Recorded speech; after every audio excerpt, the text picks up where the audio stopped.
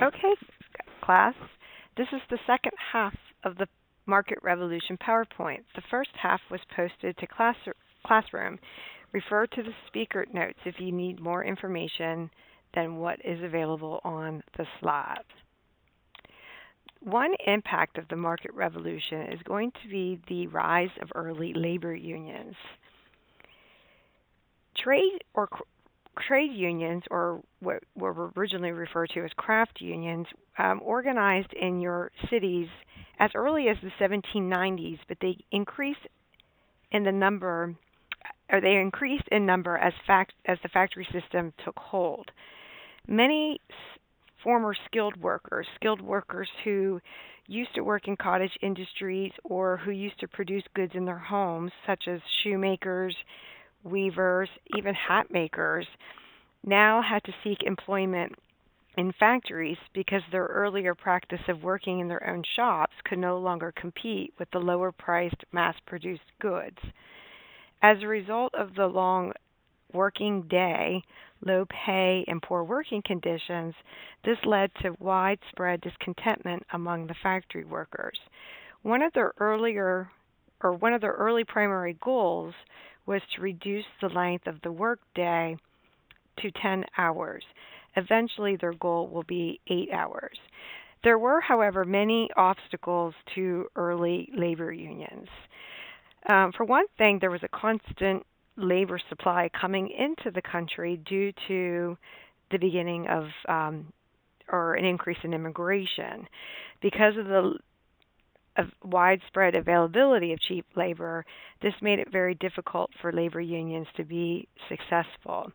Another obstacle to their early success was that government was not on their side. Labor unions had no support at the federal level, the state level, or even the local level. Financial panics, depressions such as the Panic of 1818 and 1837, also prevented labor unions from becoming successful. When workers were either unemployed or were underpaid, many were just felt grateful for just having, a job.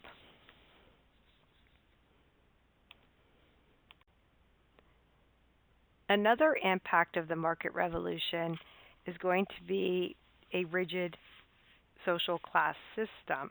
No longer will social classes intermingle with one another.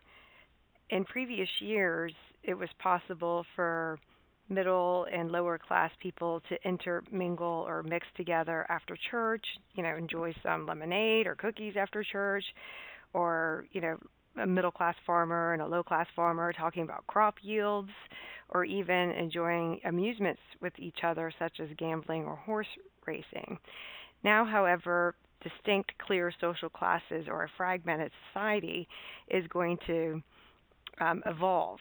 The upper class, your business owners, your wealthy merchants, and your planter elite, if you're in the South, will consist of the smallest proportions of society, but yet they are going to control most of the nation's wealth. Just in the North alone, the top 10% of the northern families own 40% of the nation's wealth in 1800. By 1860, the top 10% of the wealthiest families will control about 70% of the nation's wealth. One thing that the wealthy class had in their favor was that government, not that government favored the wealthy, it's just that they did not hinder them by taxing them. There were no laws put into place yet, not until you get to the Progressive Era in the 1890s, where wages are going to be taxed with an income tax. People's stocks or their savings or inheritances would be taxed. So this allowed them to pass down their wealth from one generation to the next. The only thing that the government taxed was either property or machinery, something tangible. Your middle class, which was slowly growing, social mobility occurred between generations, but the middle class is still small in comparison to the lower classes. The middle class, made up roughly 25 to 30% of the Northeast. These people are your managers for your, newly developed factories. They might be merchants, traders, for traders as in traders, traders, or managers in some other business. They had a hard work ethic. They're saving some of their income, 15% of their salaries. They get to save them, but they are starting to have smaller families. The middle class now may only have 4 children, in comparison to the lower classes, which may have anywhere between 6 and 12 children. Their homes were modest. They receive a high school education, and some of them themselves may even have house servants, Irish immigrants as house servants, or African Americans as domestic house servants. Your lower class, which was, consists of half of your white workers in the North, these people are your wage workers, unskilled laborers. They tend to be the bottom 10%, in society as far as their purchase power, bottom 10%. Most of them go from job to job. They're hired on short-term basis. They have meager wages. They have no higher education. Some of them may even be illiterate. Their families, will allow their children to work to, support the family. They are more likely going to try to join labor unions, and they have to live in areas where there's a lot of pollution, crime, and alcoholism.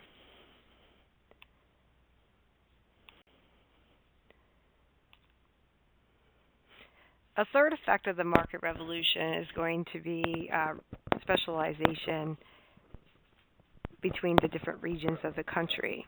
The market revolution, are due to the improvements in transportation during the market revolution, such as your roads, your canals, and your railroads. This allowed for nationwide trade. And as a result, each region of the country is going to specialize in a certain area. For example, the Midwest, most of your commercial farms, your meatpacking industry, your bread basket, this is going to be, or this will develop in the American Midwest. The Northeast, will emerge as the country's leading manufacturing center. Most of the larger shipping companies are going to be located in the Northeast. Your banking industry and even your insurance companies that are going to evolve as a result of the increase or the demand for slavery as a result of the cotton gin. The American South kind of remains isolated and compared to the other two regions. They do not modernize. They tend to only invest in slaves and new lands to their west, such as Alabama and Mississippi. Their economy is not diversified. Cotton now will become the staple crop for the South. By 1860, the South is producing 70% of the global cotton. Tobacco and rice become minor crops compared to the value of cotton. But the South itself remains unchanged between the years of 1820 and 1860. The standard of living improves greatly for most Americans in the North and the West, but not so much for those who are living in the American South.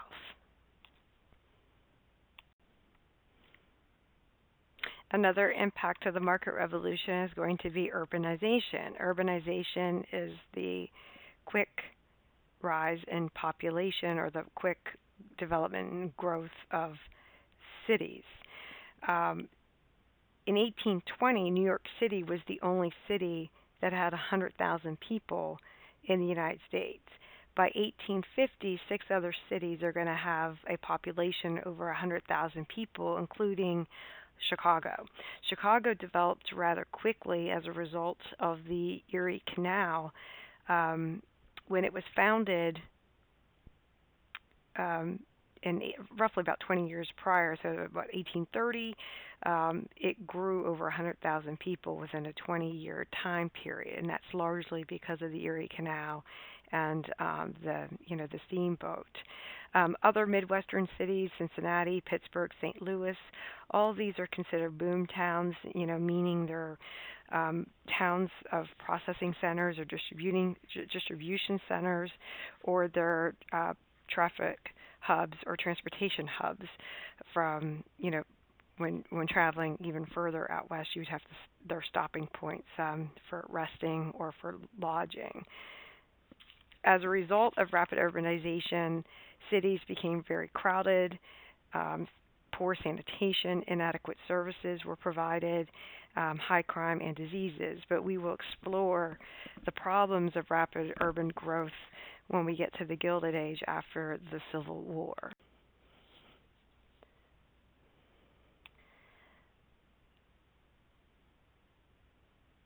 The graph chart demonstrates the total population growth within the country between the years of 1790 and 1860. The population increased tenfold, jumping from 3.9 million people to 31 million people. And we were rather, a young country, meaning that 50% of Americans were under the age of 30. One factor that led to the growth of the U.S. population was immigration. Due to some push-pull factors, immigrants from Europe started to pour into our country by the early 1820s.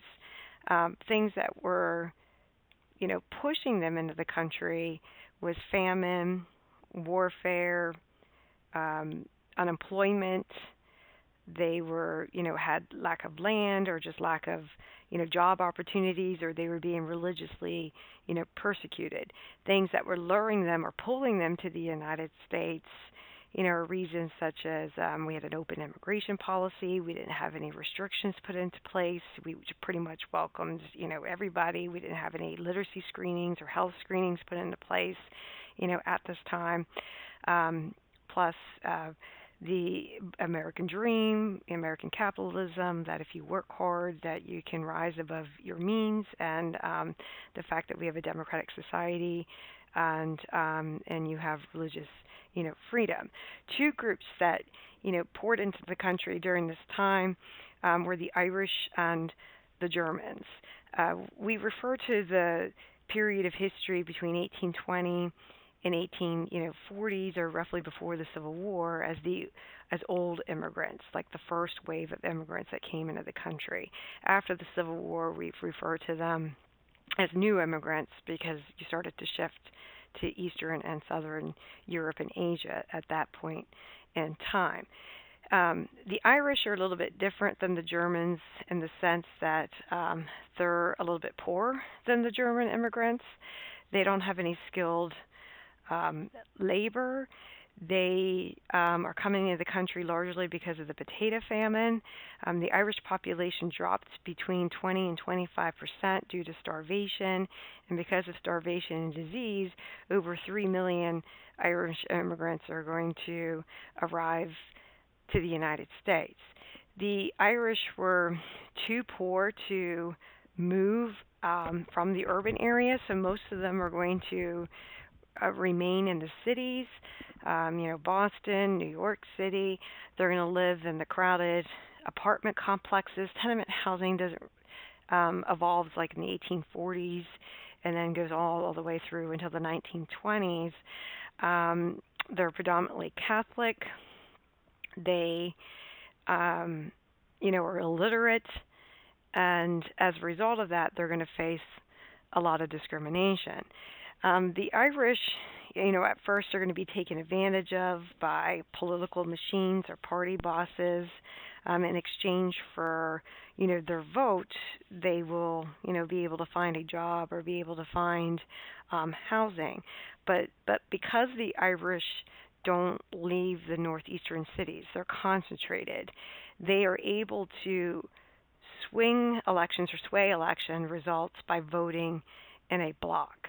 Unlike the Germans, the Germans are going to scatter and go out Midwest. They are mostly middle class. They have experience in agricultural techniques, and they, were farmers in Europe, and they just want to be farmers here in the United States. So they have the money, so they're going to get a ticket on the Erie Canal and go to the American Midwest. The reason why they're coming into the country is because of warfare or forced military service for all males. So they want to, escape that. And some of the Germans were Irish, but many were also Protestant. Most of the Germans had democratic, beliefs. They are going to be against slavery, and they're going to join the abolitionist societies once they take root. And but they, unlike the Irish, they have they don't organize into a significant political voting bloc, since they are scattered throughout, the Midwest. But they do influence our culture, things like the Kentucky Rifle, the Christmas tree, kindergarten, and even beer itself is made popular because of the Germans.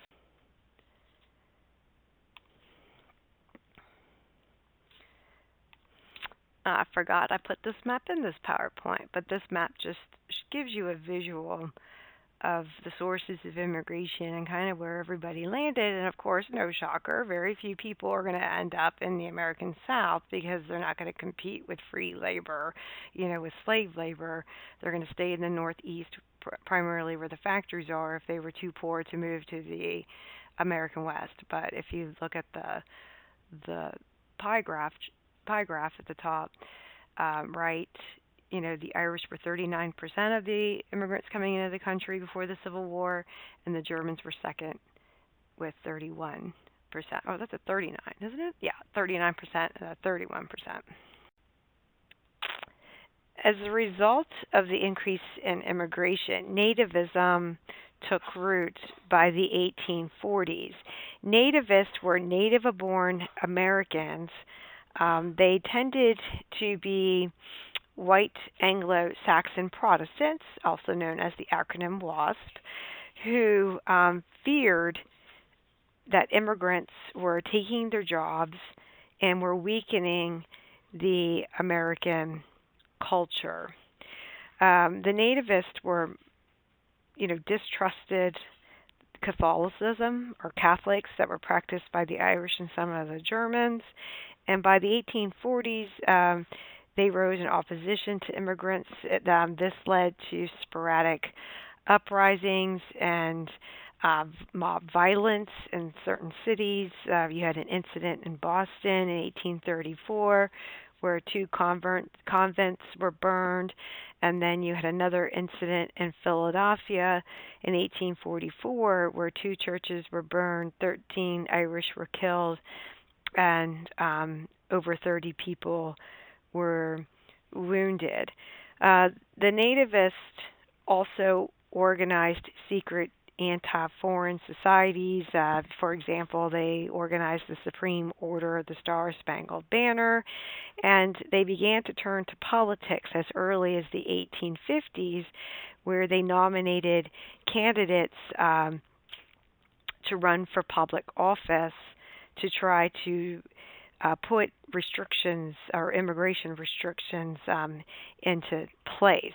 By the 1850s, these political parties were known as the Know Nothing Party, also known as the American Party. They were nicknamed the Know Nothing Party because they had a secret platform, and when anybody asked them or questioned them on a certain stance, they would repeat, "I don't know anything," so they were nicknamed the Know Nothing Party.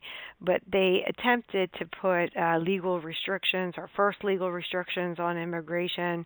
They are not going to be successful until after the Civil War. During the Civil War, some anti-foreign feelings faded a little bit. However, it's going to spike again as we go through a second wave of immigration, and then even you see it even today during, contemporary times. But the newspaper ad that you see on the bottom right hand corner of your screen, it's highlighted the NENA acronym, No Irish Need Applied, where Irish were banned from from jobs. A lot of the nativists feared that they were taking their jobs, and they also didn't like the fact that Catholics started to build Catholic schools, that they were not mixing their children in with other children, and they saw that as an example of them trying not to blend into American society. All right, this is the end of the second part of the Market Revolution PowerPoint. I posted a link for a crash course on the Market Revolution. If you need to watch it, you should be able to open up the link. I wasn't able to embed it in the PowerPoint because YouTube prevents you from actually putting in other people's links. So, all right, there you go.